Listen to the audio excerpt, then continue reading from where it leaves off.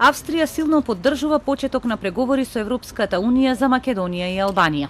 Австрискиот министер за надворешни дојде во Скопје 10 дена пред европските лидери да ја носат одлуката за датумот за преговори, велејќи дека тајмингот на неговата посета не е случајност, туку поддршка и јасен сигнал на солидарност со Македонија. Skopje has delivered, now Brussels has to deliver. It's as easy as that. That is our position, that will be our position next week. I know there will be hard discussions, not everybody is yet of the same opinion, but I am optimistic and confident that we will achieve positive steps in Brussels. И министерот Никола Димитров, кој му беше домакин на Шаленберг, очекува многу од Европскиот совет кој треба да се одржи следната недела во Брисел. Димитров ги наброја реформите кои досега ги направи Македонија и кажа дека земјата заслужува да почне преговори што ќе значи почеток на европскиот пат, а не крај.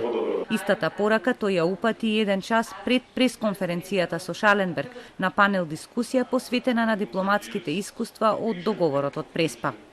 This next few days, the General Affairs Council on 15th of October and the European Council of 17th and 18th of October is very much a rendezvous with history.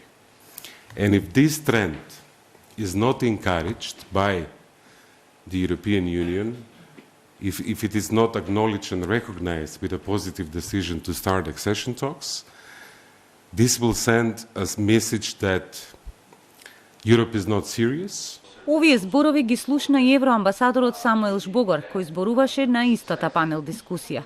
И тој е оптимист за Европскиот самит идната недела.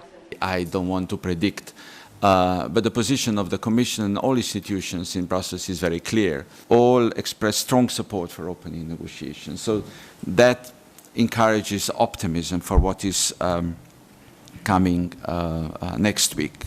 Сепак и покрај оптимизмот на некои членки на Унијата се уште не е јасен ставот на Франција околу датумот за преговори за Македонија. Ако министрите за надворешни на Унијата не успеат да се договорат околу ова, одлуката ќе ја носи лично председателот Емануел Макрон на самитот на лидерите на крајот на идната недела во Брисел. Засега Франција инсистира прво на реформи внатре во Унијата, а потоа на проширување.